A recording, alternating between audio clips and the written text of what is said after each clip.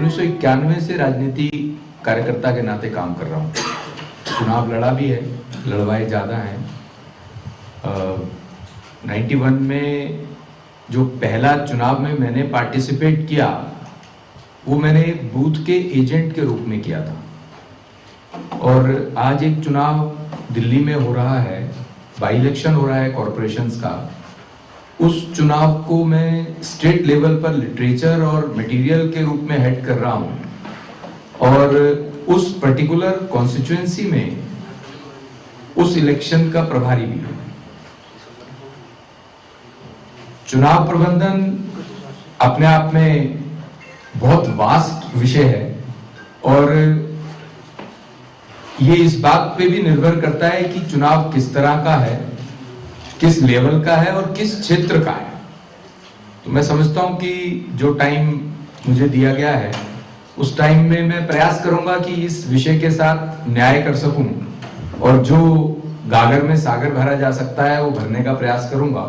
बीच बीच में कुछ इंटरेक्टिव भी रहेगा। अंत में आप लोग अपनी जो भी जिज्ञासा समाधान होगा उसके बारे में हम बात करेंगे। डेफिनेटली इस समय हम चुनाव प्रबंधन राजनीतिक पार्टियों का या राजनीतिक चुनाव की बात करेंगे, क्योंकि चुनाव बहुत तरह का है। क्योंकि मैं खुद भी प्रिंटर हूं व्यवसाय से, तो दिल्ली की प्रिंटर एसोसिएशन का अध्यक्ष रहा हूं चुनाव लड़ने के बाद, जीतने के बाद। ऑल इंडिया का फेडरेशन का ज्वाइंट सेक्रेटरी रहा हूं चुनाव लड़ने के बाद, जीतना चुनाव से मनोनीत नहीं हुआ तो अलग तरह का चुनाव रहता है। लेकिन उसमें भी जो basics of the election management है वो हर जगह काम आते हैं। एक मोहल्ले के आरडब्ल्यूए का चुनाव भी होता है तो बेसिक्स तो वहीं से ही हैं। मैं सब कुछ जानता हूं इस विषय में, ऐसा बिल्कुल नहीं कह रहा हूं, पर जो कुछ जानता हूं वो आप लोगों से शेयर करूंगा। और मैं समझता हूं कि मैं आपको कुछ बता पाऊंगा तो आपसे भी कुछ ना कुछ सीख करके जो मेरे मन में चुनाव प्रबंधन को लेकर के है उसमें कुछ एड ऑन मैं अपने फील्ड में भी कर पाऊंगा। मित्रों, पॉलिटिकल पार्टीज के लिए सबसे बड़ा टेस्ट चुनाव है और चुनाव उसके मैनेजमेंट से जीता जाता है, ऐसा सब मानते हैं, सब कहते भी हैं, पर यह बात पूरी तरह सच भी नहीं है। कई बार सुनामी आती है, वेव आती है, उससे भी चुनाव कैरिड अवे होता है। जो चुनाव लड़ रहे होते हैं, मैनेज कर रहे होते हैं, उन्होंने भी एंटिसिपेट नहीं किया होता कि क्या होने वाला है। इसका ज्वलंत उदाहरण बोलूं तो 2015 में दिल्ली का जो विधानसभा का चुनाव था, जिसमें 67 सीटें वो पार्टी जीती जिसको बने हुए 1.5 साल हुआ था, जिनको राजनीति का भी अनुभव नहीं था। और अगर उनके कैंडिडेट्स की बात करूं, क्योंकि वो चुनाव मैंने प्रत्यक्ष जिया है, ऐसी उम्मीद मुझे भी नहीं थी कि ये होगा। केजरीवाल साहब मुख्यमंत्री हैं दिल्ली के, उनको भी नहीं थी कि ये होगा कि 70 में से 67 सीटें एक वो पार्टी जीत के जाएगी जो 1.5 साल पहले आई है और जिनके अधिकतर नेताओं को राजनीति का कोई अनुभव नहीं। कुछ नेता जो कुछ पार्टियों से आए थे और जो उनके कैंडिडेट्स हैं, मैं प्रत्यक्ष पर्सनल उसमें प्रबंधन था, कई तरह का प्रबंधन था, जिसमें छवि बनना। और जहां तक अगर हम बात करें कि जो प्रबंधन में 2 तरह की बातें आती हैं, एक तो चुनाव डिक्लेयर हो जाता है उसके बाद का प्रबंधन है, और एक पता है कि 1 वर्ष है या 2 वर्ष है, वो प्रबंधन है। तो दोनों में फर्क है, लेकिन दोनों ही महत्वपूर्ण है। पहला पार्ट की बात करूं तो जब अभी डिक्लेरेशन नहीं होता है, एक साल है, तो उस चुनाव का प्रबंधन अलग तरह से होता है, लेकिन कंसिस्टेंट होगा तो वो प्रबंधन सही तरह से हो पाएगा। वो पार्टी लेवल का प्रबंधन रहता है, उसमें पार्टी के अपने परसेप्शंस रहते हैं, कुछ डायरेक्ट वायदे नहीं होते, लेकिन ऐसा दिखना शुरू होता है कि अगर ये पार्टी आएगी तो इसकी छवि ऐसी है, भ्रष्टाचार मुक्त करने वाली बात ये करते हैं, लोकपाल बिल की बात करते हैं। लीडरशिप, जनता में ये विश्वास दिलाने में कामयाब होना चाहती है कि हमारे पास हर वर्ग के लिए कुछ ना कुछ है। एक बूथ में 1200-1500 के करीब वोटर है, मान लीजिए 1000 वोटर है और 20 कार्यकर्ता है, तो उनमें वर्ग डिवीजन होना चाहिए। हमने उसको एक बार के प्रबंधन में पन्ना प्रमुख भी कहा। एक पेज पर लगभग 30 के करीब वोटर है, तो एक व्यक्ति के जिम्मे 2 या 3 पन्ने आ गए, उसको उन्हीं 3 पन्नों को मतलब 90 वोटर्स को टच करना है। 90 वोटर्स का मतलब 20 परिवार हो जाता है या ग्रामीण केंद्र हो जाता है।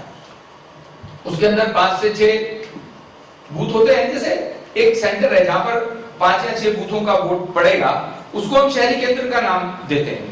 उसका कोई प्रमुख होगा, उसकी 2-4 लोगों की कमेटी होगी, फिर वो जो वार्ड है, एक विधानसभा में 4 या 5 या 6 वार्ड होंगे, उस वार्ड की कमेटी, फिर विधानसभा की कमेटी।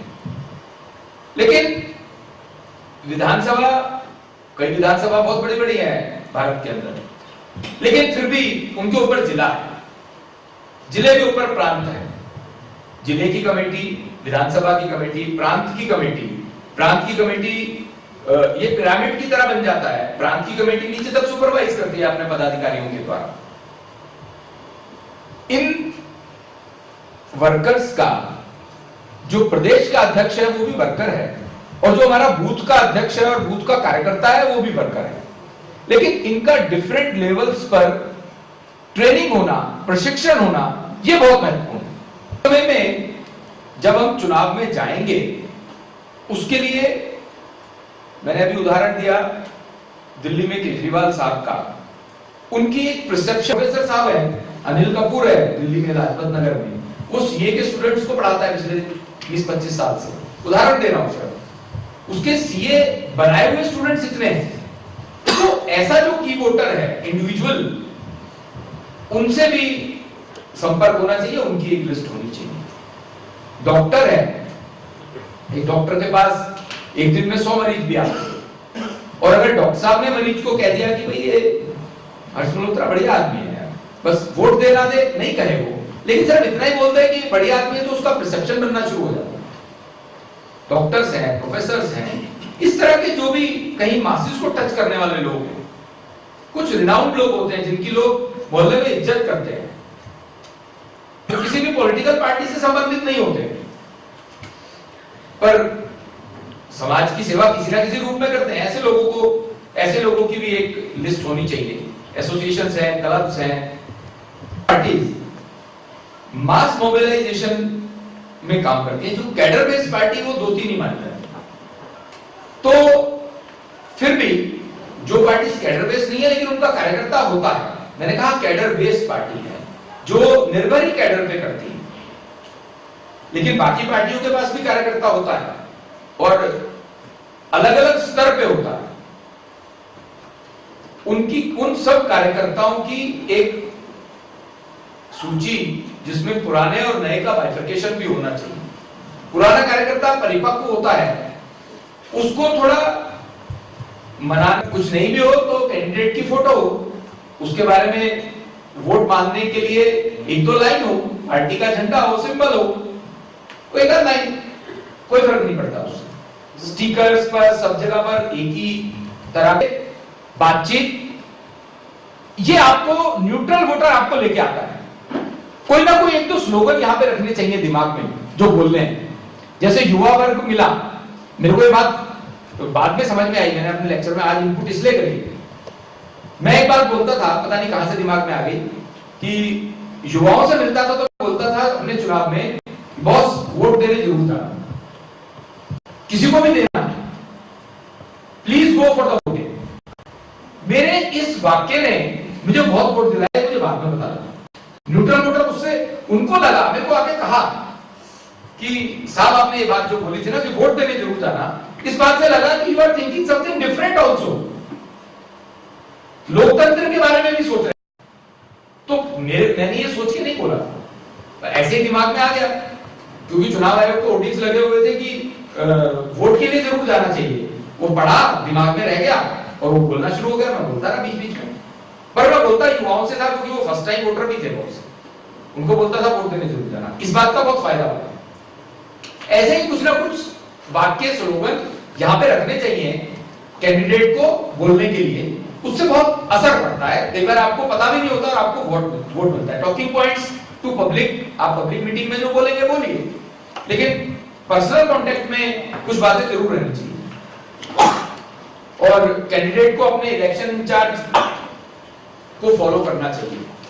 अगर इलेक्शन इंचार्ज बोले कि आज आपको उस क्षेत्र में नहीं जाना है, तो कोई आर्गुमेंट नहीं है, follow the leader and definitely you will win.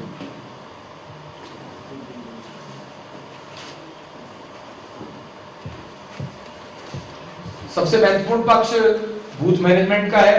मैंने आपको बताया एक बूथ पर ये पहले करने वाला काम है, लेकिन चुनाव के दिनों में इसको रिफर्बिश करना, इसको पैना करना, इस पर मॉनिटरिंग होना, इस पर पिरामिड की तरह एक ग्रुप के ऊपर एक लीडर होना, एक ऑब्जर्वर होना पार्टी की तरफ से, कैंडिडेट की तरफ से, ये इंपॉर्टेंट है। वर्क डिवीजन मैंने आपको पहले बताया। एक कविता है, पूरी कविता नहीं पढ़ूंगा, आप देखेंगे आपको नेट पे मिल जाएगी। कोशिश करने वालों की कभी हार नहीं होती, उसका शीर्षक है। तो कोशिश लगातार करना। चुनाव शाम को 5 बजे समाप्त हो रहा है, 5 बजे तक 4:59 तक 60 मिनट तक कोशिश करना, अपना बेस्ट एफर्ट करना, हार नहीं मानना। ये केवल चुनाव का मूल मंत्र नहीं है, मुझे लगता है हमारी लाइफ का, हमारे व्यापार में, कहीं किसी भी बात का मूल मंत्र ही। बहुत बहुत धन्यवाद, आपने बहुत पेशेंटली मेरी बात सुनी। आई होप कि मैं आप लोगों को कुछ ऐसा दे पाया होगा, कुछ जो आपको लगा होगा कि कहीं काम आ सकेगा व्यावहारिक चुनाव पर। बहुत बहुत धन्यवाद। अभी आप लोग हम इंटरेक्टिव सेशन कर लेते हैं एक एक करके। कोई भी आपने प्रश्न कहना चाहेंगे? हर्षी, आपका बहुत बहुत धन्यवाद। आपने बहुत सारी चीजें यहाँ पे शेयर करी और बहुत माइन्यूट पॉइंट्स आपने शेयर करे। मेरा प्रश्न है कि आपने अभी तक जो भी बताया वो ऐसा बताया जिसमें कैंडिडेट उस कॉन्स्टिट्यूंसी में, चाहे वो सभासद का चुनाव लड़ रहा हो या लोकसभा का लड़ रहा हो या विधानसभा का लड़ रहा हो, वो ऑलरेडी अवेयर था उससे। तो कभी कभी ऐसे भी हालात आते हैं जिसमें कैंडिडेट पैराट्रूप करे जाते हैं या बाहर से लाए जाते हैं और उनको उस कॉन्स्टिट्यूंसी में लड़ना पड़ता है। से आने वाले जो पैराट्रूपर है उसको पार्टी के लोग जल्दी से एक्सेप्ट नहीं करते हैं, बड़ी लीडरशिप भी नहीं करती है, छोटे बेचारे होते हैं वो कर जाते हैं। उनके लिए मैं आपको उदाहरण देता हूं। जिस कॉन्स्टिट्यूएंसी में मैं हूं वहां पर एक नॉन पॉलिटिकल व्यक्ति बाहर से आके हमारा कैंडिडेट बना और मुझे कहा गया कि आप इस चुनाव के सहायक चुनाव प्रमुख हैं। और उनके जो अलग से एक्सपेंसेस होते हैं, तो क्या वो एक्सपेंसेस भी उस रजिस्टर में? बहुत महत्वपूर्ण प्रश्न किया आपने, मैंने टच भी नहीं किया था, अच्छा किया आपने किया। तो कितना समय लगता है, क्योंकि आपने बहुत मैथमेटिकल इक्वेशंस दी, बिल्कुल मैनेजमेंट परफॉर्मेंस दी है, तो उसमें कितना समय लगता है एक कॉन्स्टिट्यूएंसी को तैयार करने में, और कितना समय पहले से तैयारी प्रारंभ कर देनी चाहिए? क्योंकि ये star campaigners recently Kerala election में मोदी जी आए, तो हमने क्या किया होगा, हम just adding to your point, for star campaigners के साथ if the candidate travels with the star campaigner, then उसका पूरा एक्सपेंडिचर कैंडिडेट के ऊपर आएगा। लेकिन उसके लिए एक अलग से मोस्ट इम्पोर्टेंट पार्ट है रवि, अगली बार में नेतृत्व साधना में ही अलग से रख देना। उसके लिए वैसे मैं बहुत ज्यादा उचित स्पीकर भी नहीं हूँ। उसमें मैं रवि को बताऊंगा कौन लोग हैं जो नीचे नहीं जाते ऊपर जाते हैं और ऊपर से टिकट लेके आते हैं। बस ये मातृशक्ति की तरफ से कोई प्रश्न नहीं है, पहली बार आया है। I welcome. लेकिन जो कैंडिडेट, एक डमी कैंडिडेट, एक कैंडिडेट तो इलेक्शन चुनाव लड़ रहा है, एक डमी कैंडिडेट वो जानबूझ के कोई छोटी गलती कर देता है। अगर वो गलती की वजह से उसका नॉमिनेशन रिजेक्ट हो रहा है, छोटी गलती, not a major mistake, it happen. ये हो सकता है कि अगर वहां से बीजेपी का कैंडिडेट चुनाव जीत रहा है तो वो एक इलेक्शन पिटीशन फाइल करेगा that my nomination was improper and as per the People's Representation Act the elected candidate may lose his election on this ground. So आपकी बात बहुत महत्वपूर्ण है, लेकिन ये एक नुक्ता हो सकता है, पर मैं ये मानता हूं कि डमी कैंडिडेट डमी क्या जाता है, वो दिस इज अ लॉ। लेकिन जो बात आपने डमी कैंडिडेट की कही, इलेक्शन पिटीशन को तो ध्यान में रखना पड़ेगा, पर अब वो थोड़ा रुक गए, पेन वापस खींच लिया। मैं वहां खड़ा था, मेरे जिम्मे था कुछ कैंडिडेट्स के नॉमिनेशन का, और मेरे को एकदम समझ में नहीं आया, मुझे लगा ये गलत हो गया, मेरे भी अनुभव नहीं था उस बात का। हमारे एक बहुत सीनियर एडवोकेट भी हैं, पार्टी के बड़े पदाधिकारी हैं, मैंने आलोक कुमार जी को फोन किया, मैंने कहा भाई साहब ये हो गया, इसमें दोबारा फॉर्म भरवा देता हूँ, अभी तो समय है। कह रहे नहीं, that nomination is quite okay. पहली बात तो काट के कर दो और साइन कर दो तो ठीक है, और अगर नहीं भी है तो Bimla is okay, RO has the right, बाकी सब चीजें अगर ठीक मिल रही हैं तो वो बिमला का बिमला करेगा, खुद करेगा, वो रिजेक्ट नहीं होगा इस बात पर। मेरा क्वेश्चन ये है कि आप मतलब कोई डिसेबिलिटी का संगठन है, कोई है ऐसा है, तो उनको भी हम इसमें ले लें, तो ऐसा क्यों है? और दूसरा, अगर आपने बताया कि कॉर्पोरेट सेक्टर या ऐसे लोग होते हैं जो बैकग्राउंड के लोग होते हैं जो किसी कैंडिडेट को सपोर्ट करते हैं, संपर्क करना चाहिए, कोई दिव्यांगों की संस्था है, हमें उनसे संपर्क करना चाहिए, वो वोटर है, तो अगर वो नहीं जाएगा तो गलती करेगा। सेकेंडली, जो आप कह रहे हैं ना कि बड़े हाउसेज हैं, पहली बात तो कॉरपोरेशन और विधानसभा में बड़े हाउसेज का कोई बहुत बड़ा रोल नहीं होता।